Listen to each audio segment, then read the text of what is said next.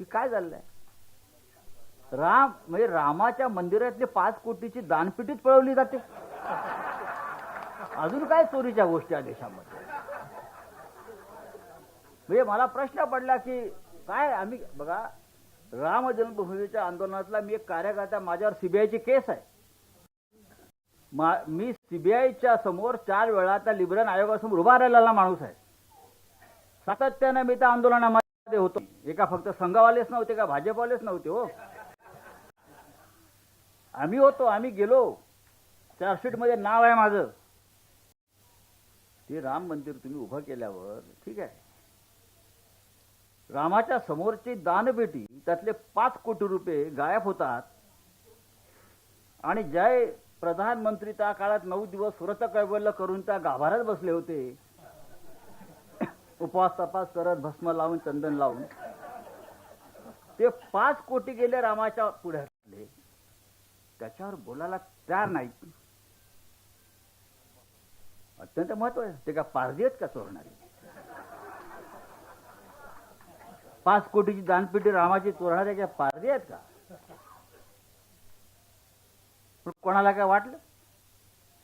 सगळे जय श्रीराम जय श्रीराम जय श्रीराम. अरे रामाची दानपेटी 5 कोटीची चोरीला गेली. सीसीटीव्ही फुटेज डिलीट करून टाकले त्यावेळेचे. सीसीटीव्ही फुटेज मध्ये दिसतंय कोण चोरताय. ब्रजभूषण शरण सिंग सारखा बाहुबली सांगतो माझ्याकडे माहिती आहे, पण मी जर नाव घेतलं तर ती मोठी माणसं आहेत माझ्या जीवा. भाजपचा खासदार सांगतोय ब्रजभूषण शरण सिंग, बाहुबली म्हणून त्याचं नाव आहे, दबंग. तो सांगतोय की जर मी काही बोललो तर ती मोठी माणसं आहेत, माझा जीव घेतील. म्हणजे रामाला कोणी घेरलंय? कोणी माफियांनी, दहशतवाद्यांनी. प्रत्येक वेळेला अयोध्येला धोका आहे दहशतवाद्यापासून पाकिस्तानच्या, पण पेटी तर दहशतवाद्यांनी चोरलेली नाही. मग कोण आहे दहशतवादी? कुठून आले? जरा प्रश्न विचारायला शिका. कधी दिसली हे राज्यकर्त्यांची माणसं इथे आसपास, त्यांना विचारा. जय श्रीरामच बोलायचं, पण रामाच्या 5 कोटीच्या पेटीचं काय झालं? मारुती कांबळेचं काय झालं?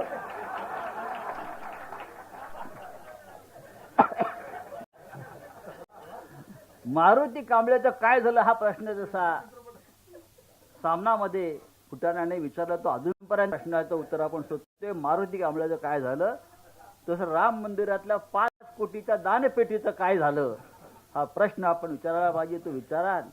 एवढंच मी त्यांच्या घरात आपण घुसलं पाहिजे. हे डरपोक लोक आहे. अरे मला बघून ते सगळे मंत्री बिंत्री भाजपच्या पार्लमेंटच्या लॉबीत नुसती पळापळ होते. नुसतं मी जात असलो तर नजरेला नजर देता एक त्या इथे सरकला, इथे सरकला, मग माझा रस्ता मोकळा होतो, मी एकटाच जातो. तेव्हा एक चांगला कार्यक्रम आपण आयोजित केला. तुला दादा, मोहन दादा